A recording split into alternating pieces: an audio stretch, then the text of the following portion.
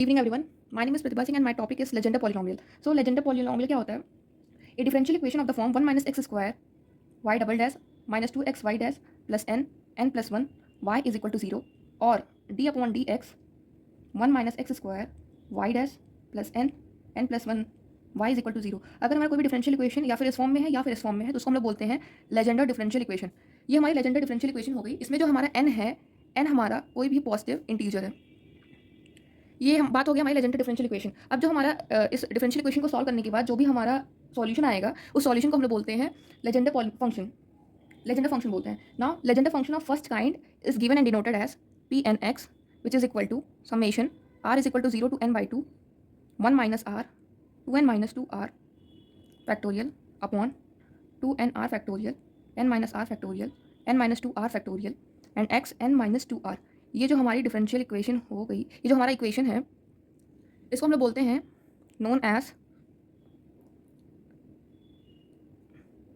Legender function of first kind. ये जो हमारा इक्वेशन है, इक्वेशन नंबर 1, इस इक्वेशन को हम बोलते हैं Legendre function of first kind. यहाँ पे वेयर n बाई 2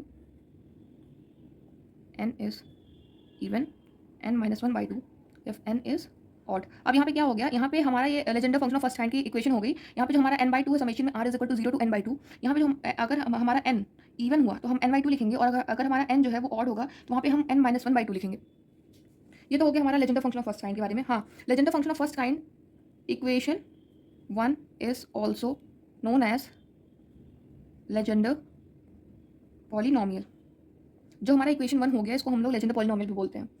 ये तो हो गया हमारा बेसिक लेजेंडर पॉलिनोमियल क्या होता है, लेजेंडर फंक्शन किसे बोलते हैं, Legendre function of first kind क्या होता है, Legender function of first kind को हम लोग और क्या बोलते हैं। ना हम यहाँ पे कुछ वैल्यूज देखेंगे, जैसे कि हमारी पी नॉट एक्स की वैल्यू क्या होती है, पी वन एक्स की वैल्यू क्या होती है, पी टू एक्स की वैल्यू क्या होती है, पी थ्री एक्स की वैल्यू क्या होती है एंड पी फोर एक्स की वैल्यू क्या होती है। कुछ ये पी नॉट एक्स क्या होता है, हमारा 1 होता है। पी वन एक्स क्या होता है, हमारा एक्स होता है। पी टू एक्स क्या होता है, 1 by 2 3x square minus 1 and P three x हमारा होता है 1 by 2 5x cube minus 3x and P four x हमारा क्या होता है 1 बाई 8 35x की power 4 minus 30x square plus 3। ये हमारे कुछ टर्म्स हो गए जिसकी ये वैल्यू है। ना हम कुछ क्वेश्चंस देखेंगे हमारे।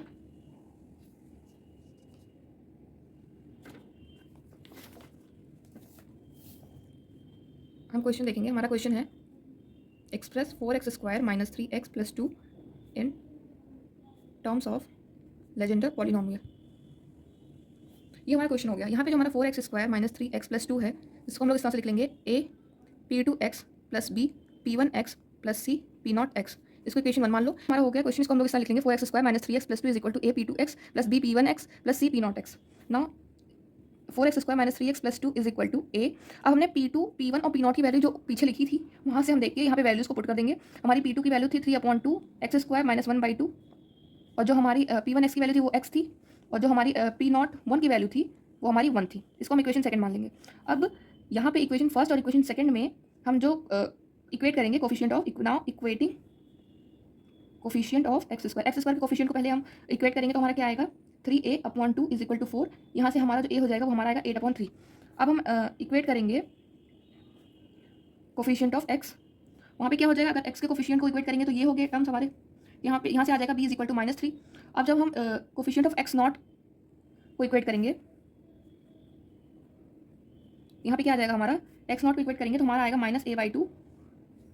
यहाँ पे हमारा जो a है जब इसको हम अंदर मल्टीप्लाई करेंगे तो हमारा एक टर्म ये भी होगा -a/2 plus c is equal to 2। यहाँ से हमारा जब हम a की वैल्यू पुट करेंगे यहाँ से तो हमारा जो c होगा वो हमारा आ जाएगा 10/3। तो यहाँ पे हमें मिल गया a is equal to 8/3, b is equal to -3 and c is equal to 10/3। ना ये तो हो गई हमारी a b और c की वैल्यू। अब इसको हम लोग को लेजेंडर पॉलिनोमियल के टर्म में एक्सप्रेस करना है तो हम क्या करेंगे, hence 4x square minus 3x plus 2 is equal to 8/3। a b और c की वैल्यू इक्वेशन 1 में पुट कर दो।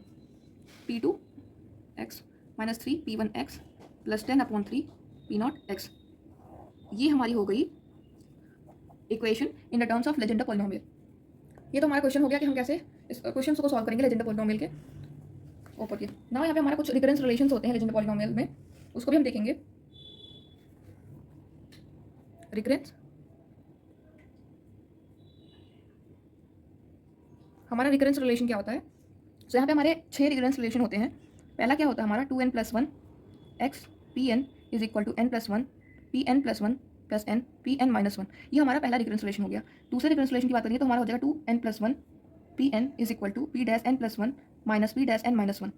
तीसरा देखेंगे n plus one p dash n plus one minus x p dash n. चौथा हमारा रिकन्सिलेशन क्या हो गया, n p n is equal to x p dash n minus p dash n minus one. पाँचवा one minus x square p dash n is equal to n p n minus one minus x p n. छठवां one minus x square p dash n is equal to n plus one x p n minus p n plus one. ये 6 recurrence relation हो गए। इसके proof भी होते हैं, but यहाँ पे हम सिर्फ देखेंगे कि रिकरेंस रिलेशन कितने होते हैं और कौन कौन से होते हैं। So that's all, thank you.